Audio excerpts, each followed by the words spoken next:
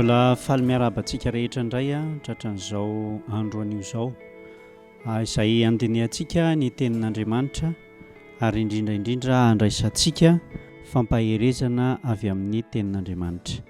Mandritra n'ity herinandro ity dia hiaraka amin'ny tenako eto isika ary hiaraka handinika aloha hevitra indray dia ny tombontsoa maha-kristianina, ny tombontsoa ananantsika kristianina amin'ny fanompoana an'Andriamanitra.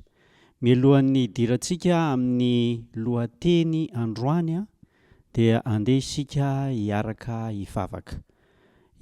hivavaka isika. Andriamanitra rainay izay any an-danitro, misaotra anao zahay tratran'izao andro anio izao izay andinianay ny teninao. Engane ny fanahinao masina no hiasa ao am-po sy ao an-tsainay ka mba hahatonga anay handraisanay fitahiana izany teny izany ary mba ho tondra famonjena ho anay tsirairay avy. Dia miasa amin'ny alalan'ny teninao amin'ny anaran'i Jesosy. Amen. Ny lohateny androany dia ny hoe tombontsoa ny manana ny manao fitoerana masina. Tombontsoa ny manao fitoerana masina. Misy teny izay baiko nomen'Andriamanitra ny zanak'Israely tany anefitra. Teny izay nomen'Andriamanitra ny zanak'Israely tany anefitra mba hahazahoan'izy ireo ny fitahian'Andriamanitra sy ny fanatrehan'Andriamanitra dia nisy baiko izay nampanaovan'Andriamanitra azy ireo. Andeha jerentsika ao amin'ny Eksôdôsy toko 5:20 dia ny 9:20. Eksôdôsy toko 5:20 ka ny 9:20 izay mivaky toy izao. Ary asaivo manao fitoerana masina ho ahy izy dia honona eo aminy aho.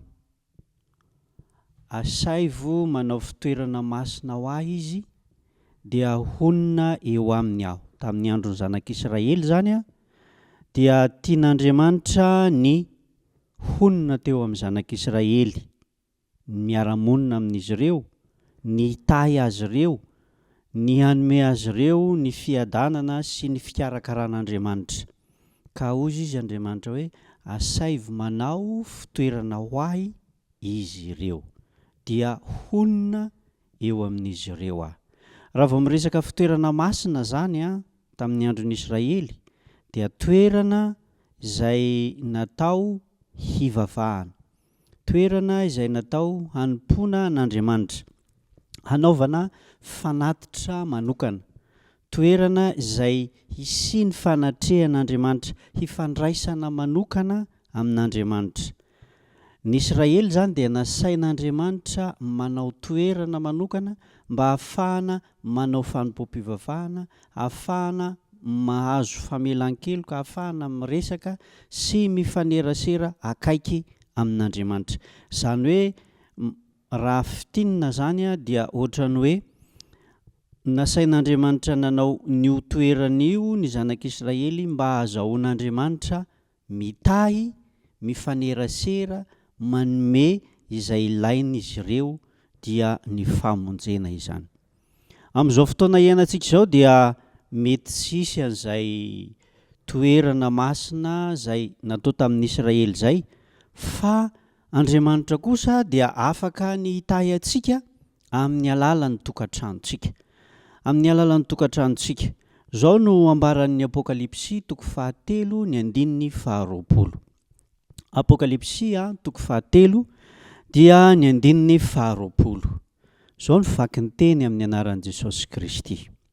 Indro efa mitsangana eo ambaravarana aho ka mandondona. Raha misy mihaino ny feoko ka mamoha ny varavarana dia hiditra ao aminy aho ka hiara-sakafo aminy ary izy amiko. Mitsangana eo ambaravarana ka mandondona ny tompo. Ny tiany ambara dia te hiditra ao amin'ny tokantranonao Andriamanitra, tahaka ny tamin'ny andron'ny zanak'Israely izay nasainy nanao fitoerana masina, toerana ahafahana mifandray aminy mba honenan'Andriamanitra eo amin'izy ireo amin'izao fotoan'izao koa dia irian'Andriamanitra ny hiditra ao amin'ny tokantranonao, mba hitahy ny tokantranonao, mba hanome izay ilainao, mba hahafahanao mifandray aminy, ary indrindraindrindra mba honina ao amin'ny tokantranonao ka hahafahany mitahy anao raha arabaky teny. Dia mandondona eo ambaravarana izy, maniry ny hiditra ao an-tokantranonao. Ny tokony atao zany dia arak'izay mampandroso azy.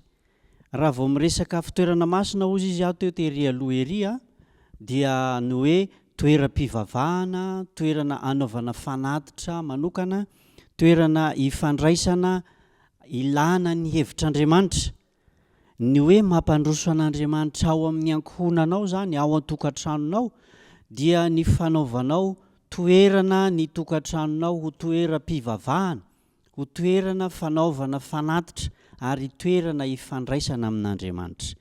Raha atao arabaky teny zany ny Apokalipsy 3:7-20 dia hoe tena irian'Andriamanitra ny hitahy, tombontsoa omen'Andriamanitra antsika kristianina ny hanaovantsika fanompoam-pivavahana ao an-tokantrano. Tamin'ny andron'ny Israely, tamin'io fitoerana masina io dia nisy ny fanompoam-pivavahana maraina sy hariva, ary azontsika atao tsara ao an-tokantrano koa zany mba honenan'Andriamanitra ao amin'ny ankohonantsika. Fantatsika fa raha monina ao amin'ny ankohonantsika, ao an-tokantranontsika Andriamanitra, dia voaro zany tokantrano zany, ary handray fitahiana, handray fahasoavana, handray valim-bavaka, satria monina ao Andriamanitra.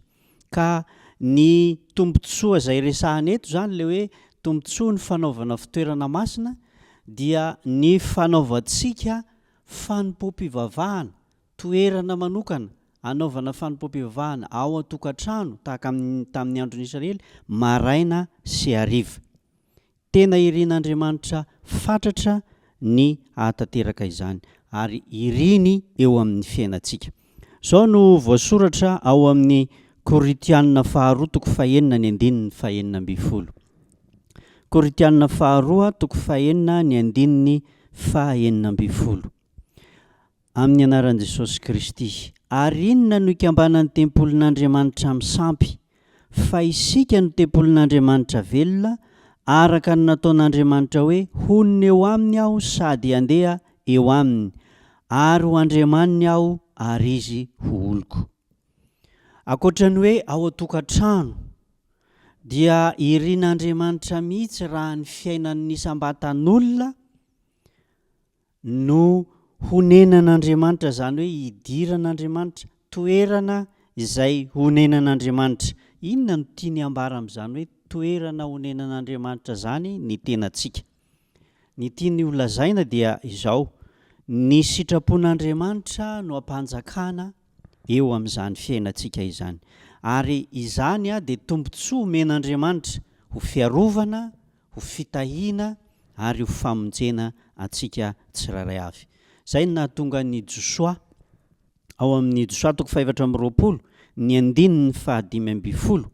Josoa 4:20 dia nilaza izy fa ny safidy manokana, izy amba amin'ny ankonany, izy manokana, izy amba amin'ny ankonany hampandroso an'Andriamanitra ary hanompo an'Andriamanitra. Zao no ambaran'ny tenin'ny soratra masina, Josoa 4:20. Nefa raha sitrakareo ny hanompo an'i Jehova, dia fidionareo anio izay ho topoinareo. Azafady averintsika indray mandeha mivaky teny. Nefa raha tsy sitrakareo ny hanompo an'i Jehova, dia fidionareo anio ary izay ho topoinareo. Na ny Andriamanitra izay nitopoin-drazanareo tany amin'ny ndafiny ony, na ny Andriamanitry ny Amorita izay ponina teto amin'ity tany honenanareo, fa raha izaho sy ny ankohonako kosa dia hanompo an'i Jehova izahay. Nanao toerana na dia nisy aza ireo andriaman-kafa tamin'izany fotoana izany izay nanodidina ny ankohonany, dia ny safidy manokana izy mba hanao fitoerana masina ny tokantranon'izy ireo, ny ankohonany, dia hanompo an'Andriamanitra ary nampandroso an'Andriamanitra. Ankehitriny a dia tehitahy atsika an'Andriamanitra, tehitahy ny ankohonanao Andriamanitra, tehitahy ary te hanome izay ilayntsika rehetra, te hiaro izany tokantranonao zany Andriamanitra. Fa izao miandry eo ambaravarana izy hampandrosoanao. Dikany hoe hampandrosoana dia ilainao ny manokana ny tokantranonao ho toeram-pivavahana maraina sy hariva, mba hahafahan'Andriamanitra monina eo amin'izany tokantrano zany, dia ho feno fitahiana, ho feno fiadanana hanjakan'ny tompo ny tokantranonao. Ny faniriana dia mba hampandroso an'Andriamanitra, hampandroso an' Jesosy Kristy eo amin'ny tokantrano ianao, ary ianao zany toerana zany ho fitoerana masina hanaovana fanompoam-pivavahana maray sy hariva, handraisana ny fitahiana sy iresahana amin'Andriamanitra. Hitahy antsika rehetra anie ny tompo ka ho tanteraka amintsika ary honina ao amin'ny ankohonantsika tokoa izany Andriamanitra tompontsika izany. Hiaraka hivavaka isika. Andriamanitra rainay izay any an-danitra, misaotra anao zahay noho ny fitahianao manokana, satria nomenao tombontsoa mba ahafahanay miara-monina aminao. Ka raha mijoro eo ambaravarana ianao mandondoana te hiditra ny trano, dia hanokatra izany zahay ary hampandroso anao ka hanao ny tokantranonay mba hisy toerana voatokana ahafahana manompo anao, dia toerana masina hanaovana fanompoam-pivavahana maray tsy hariva, koa mandrosoa amin'ny ankohonanay ary manjaka aho, tomoera aho mitahiza ny tokantrano zany ary arovy. Ny sambatan'olona ao amin'ny ankohonanay dia tiana ihany koa raha mba tempoly honenanao ka hanjakanao amin'ny fotoana rehetra. Ho anao rery ihany ny voninahitra ary ho aminay rehetra ny fiadananao, amin'ny anaran'i Jesosy Kristy. Amen.